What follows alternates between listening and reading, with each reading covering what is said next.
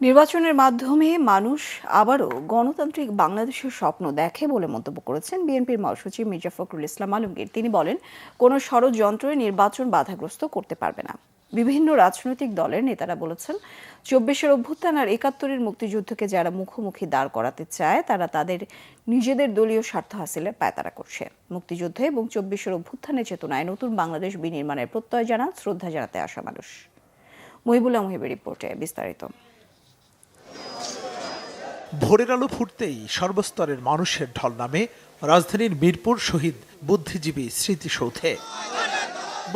স্মৃতিসৌধে শ্রদ্ধা জানায় বিএনপি। পরে সাংবাদিকদের সাথে কথা বলেন দলের মহাসচিব মির্জা ফখরুল ইসলাম আলমগীর। সব চক্রান্ত ব্যর্থ করে নির্বাচনের মাধ্যমে গণতন্ত্র প্রতিষ্ঠা করার প্রত্যয় জানান তিনি। সমস্ত চক্রান্তকে ব্যর্থ করে দিয়ে এই দেশের মানুষ তাদের গণতান্ত্রিক যে অধিকার সে অধিকারকে প্রতিষ্ঠা করবে এবং আমরা বিশ্বাস করি যে যথাসময়ে সঠিক সময়ে নির্বাচন অনুষ্ঠানের মধ্যে দিয়ে গণতান্ত্রিক অগ্রযাত্রা অব্যাহত। আমাদের যে সাইকোলজি যে আমরা গণতন্ত্রের জন্য আমরা জীবন দিতে পারি, এটা কিন্তু বাংলাদেশের মানুষ বারবার প্রমাণিত করেছে। কাজেই আমরা বাধা বিপত্তি আমরা মুখোমুখি হয়েছি, বাধা বিপত্তি বারবার পেরিয়েছি, আবার নতুন বাধা এসেছে এবং ভবিষ্যতে যদি এ ধরনের কোনো বাধা আসে, আমার বিশ্বাস বাংলাদেশের মানুষ ঠিক অতীতের মতো সেই বাধা এগিয়ে সামনের দিকে এগিয়ে যাবে। জাতির শ্রেষ্ঠ সন্তানদের প্রতি শ্রদ্ধা জানান বিভিন্ন রাজনৈতিক দল, সামাজিক ও সাংস্কৃতিক সংগঠন সহ স্কুল, কলেজ ও বিশ্ববিদ্যালয়ের শিক্ষক শিক্ষার্থীরা। উগ্র একটা স্বৈরতন্ত্রকে বিদায় দিয়েছে, কিন্তু আমরা দেখছি নতুন এক ধরনের জবরদস্তি, নতুন এক ধরনের ফ্যাসিবাদী চিন্তা চেতনা আমাদের বহুত্ববাদী সমাজকে আমরা দেখেছি কখনো ধর্মের নামে, বিভিন্ন মতাদর্শের নামে আমাদের উপরে নতুন করে জবরদস্তি চাপিয়ে দেওয়া হচ্ছে। নির্বাচনকে বানচাল করার জন্য এবং গণ অভ্যুত্থানকে নস্যাৎ করার জন্য, গণ অভ্যুত্থানের যারা প্রতিচ্ছবি ছিল, যারা নায়ক ছিল, নেতা ছিল, যারা অংশগ্রহণকারী ছিল, তাদেরকে টার্গেট করে হত্যা করা হচ্ছে। এবং এটি ওসমান হাদির উপর হামলার ঘটনায় পুরো জাতি দেখেছে। ওসমান হাদিকে যারা হত্যা চেষ্টায় লিপ্ত ছিল তাদেরকে কিন্তু এখনও গ্রেফতার করা সম্ভব হয় নাই। আমরা বলতে চাই, অতি দ্রুত সময় তাদেরকে গ্রেফতার করে বিচারের আওতায় আনতে হবে। এই বাংলাদেশের বিরুদ্ধে যারা যায়, বাংলাদেশের জনগণের বিরুদ্ধে যারা অবস্থান নেয়, তাদের বিরুদ্ধে আমাদের ৭১ সালের মতো এবং ২৪-এর মতো বৃহত্তর ঐক্য গড়ে তুলতে হবে। জনগণের সেই ঐক্যের শক্তি দিয়েই সমস্ত শত্রুদের মোকাবেলা করবে। এদিকে শহীদ বুদ্ধিজীবী দিবসের প্রথম প্রহরে রায়েরবাজার বৌদ্ধভূমি স্মৃতিসৌধে শ্রদ্ধা জানান যোদ্ধাহত মুক্তিযোদ্ধা, রাজনৈতিক নেতা, শিক্ষক, শিক্ষার্থী সহ সর্বস্তরের মানুষ।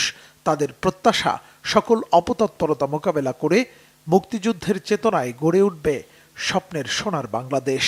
আমরা দেখেছি ঠিক পাকিস্তানি হানাদার বাহিনী যেভাবে পরাজিত হওয়ার আভাস পেয়ে এদেশকে মেধাহীন করতে চেয়েছিল, ঠিক একইভাবে ২০২৪-এর যে পরাজিত শক্তি, ফ্যাসিস্ট শক্তি, তারা পরাজিত হওয়ার পর এদেশকে নেতৃত্বহীন করার জন্য আমাদের জুলাই গণ অভ্যুত্থানের নেতৃত্বদেরকে টার্গেট করছে।